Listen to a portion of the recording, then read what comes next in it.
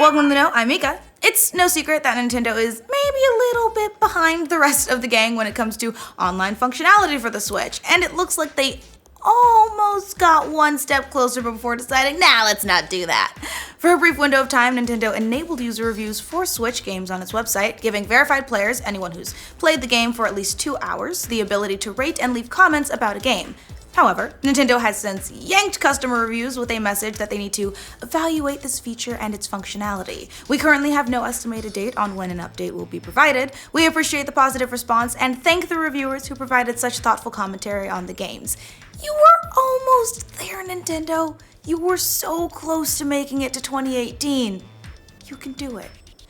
PlayStation 4 exclusive God of War is confirmed for an April release date, and now another highly anticipated PS4-only game has a release date soon after.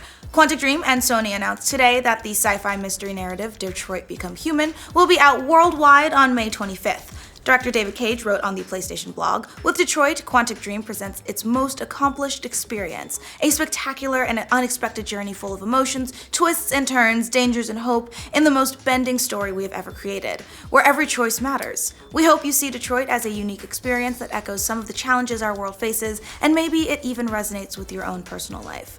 It is no secret that Crytek's been having so many problems lately. They've been involved in lawsuits over their engine with Cloud Imperium and have had problems paying their employees, and on the heels of all of that, the company is also losing its CEO. Co-founder Savat Yearly will be leaving the company effective immediately following the not-so-smooth launch of early access title Hunt Showdown in February.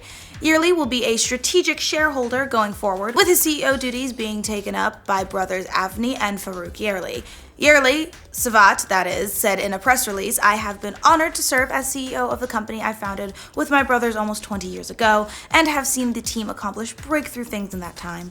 I look forward to continue helping Crytek as a major shareholder, and I am very excited to see what tomorrow brings." Former BioShock and Dishonored developers have just announced a brand new game, The Blackout Club, a co-op paranormal horror mystery, that's a nice combination of words you got there, where you and several friends play a group of teenagers uncovering a small-town conspiracy. With your friends, you'll have to outrun some scary foes and prove to the town they exist by capturing footage of them on your phones, which means one or more of your friends is typically the bait.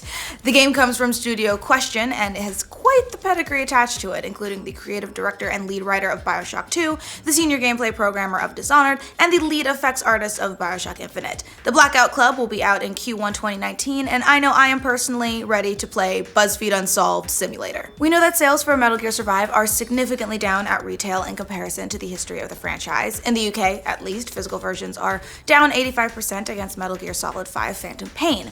However, now we're starting to get some more data about the PC sales, and yeah, they look even worse.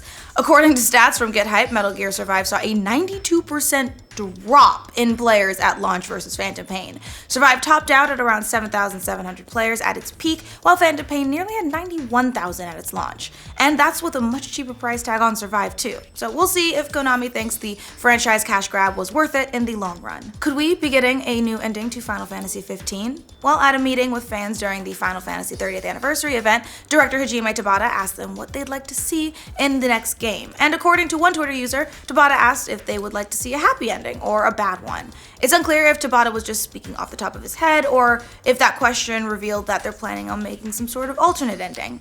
It's interesting. At any rate, we do know that the dev team isn't done adding DLC to the game. They've got 4 more installments planned, which will probably stretch into 2019. Speaking of DLC, is more on the way for Super Mario Odyssey? We recently saw the addition of Luigi's Balloon minigame, but in an interview with Game Informer, producer Yoshisaki Koizumi said that more DLC isn't out of the question, but it would need to be really cool idea. He said there's a lot of volume in Super Mario Odyssey. That was a big focus in development. Give the players loads to do. We pushed ourselves to create as much as we could. I can't announce anything specifically today, but of course, if there was a really cool idea for us to do, then we would certainly be thinking about DLC. And he's right, there was definitely a lot to do in Odyssey, which is probably why it sold historically well. But hey, we're gamers, and we always want more. Blizzard has officially confirmed its newest Overwatch hero, and as expected, it's Brigitte. A new video on YouTube shows her origin story as the daughter of current hero Torbjorn Lindholm.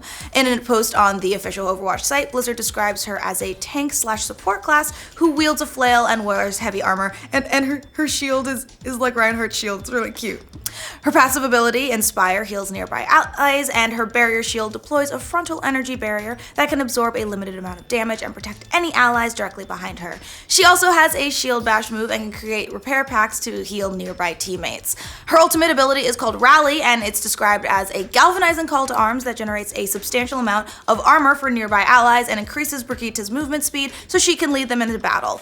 So holy shit, she's freaking fantastic! We don't have a release date yet, but she's available now on the game's PTR region, that's public test region, and she looks phenomenal. I cannot wait to see how this changes the game's meta entirely and also in Overwatch League. Kristen Wiig might be the baddie in Wonder Woman 2. It wasn't long ago that we heard Emma Stone passed on the part of Cheetah, one of Wonder Woman's more flashy villains, a half-human, half-cheetah hybrid who doesn't like Diana Prince very much. Variety's Justin Kroll shed some light on this, tweeting that the studio went out to Stone, and when she passed, director Patty Jenkins met with her top choice for the part, Kristen Wiig, who responded well and is currently in negotiations. It's tough to guess at which version of the character they're going with, since multiple different characters with different origins have had the name, but the one that makes the most sense is the New 52 version of the Barbara Ann Minerva character because it paints her as a darker version of Wonder Woman herself, and an Amazonian possessed by the god of the hunt, and it turned into Cheetah. It may seem an odd choice to go with Wiig, but don't forget, she turned in a fantastic dramatic performance in the underseen indie drama The Skeleton Twins. Wonder Woman 2 starts filming this summer and is set during the 1980s Cold War era. The tracking board says that Sony found its lead for Men in Black reboot, and that person is none other than Thor himself. The studio wants Chris Hemsworth, and it seems Chris Hemsworth is down as talks are currently underway. It's pretty inspired pick since Hemsworth has been comfortably living with the one foot in the dramatic world and one foot in the comedy for a while. He was the best thing about the Ghostbusters remake, and the funnier Thor gets, the better his movies are. Tracking board also says the movie is looking for a black female lead as well, presumably to be Hemsworth's partner. Online fan casting has volunteered Tiffany Haddish for the part already, but how about Hemsworth's Thor Ragnarok co-star Tessa Thompson? You've probably noticed that Netflix is continuing to add more and more original content, and that's not slowing down anytime soon. According to Variety, the service will have a total of 700 original TV shows by the end of this year, and that's just shows, not movies. This month, we'll see new episodes of The Joel McHale Show with Joel McHale, and My Next Guest Needs No Introduction with David Letterman. In all, 32 TV shows will debut this month, including the second season of Marvel's Jessica Jones and Santa Clarita Diet. As for movies, Netflix says it will release 80 original films this year, and we've already seen some of them, including Right, The Cloverfield Paradox, and Mute. QBert is a video game that's been around for a while, so you'd think people would have figured it out by now, right? And the best way to beat it. Well, apparently not. An AI that plays video games has figured out a previously unknown way to score a lot of points on the 80s arcade classic. The AI apparently found an exploit on the Atari version that no human had previously discovered.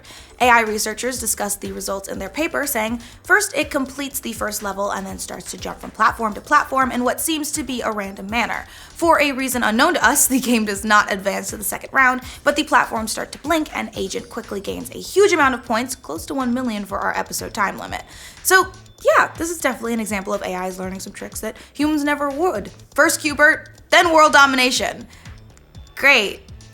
That makes me comfortable. Well, that's all the news we have for you today. Remember to comment on any of your favorite news stories in the comments below, and for more news from all the corners of the internet, including the ones dominated by AI, like this video. If you're new around here, subscribe to the know before our robot overlords kill us. She also has a shield bash move that can create repair packs to heal teammates. Repair packs, that's what I thought. I was like, what? And can create, She also has a shield bash move and can create repair packs to heal nearby enemies. Her ultimate ability is called Rally, what? You said enemies. Shit!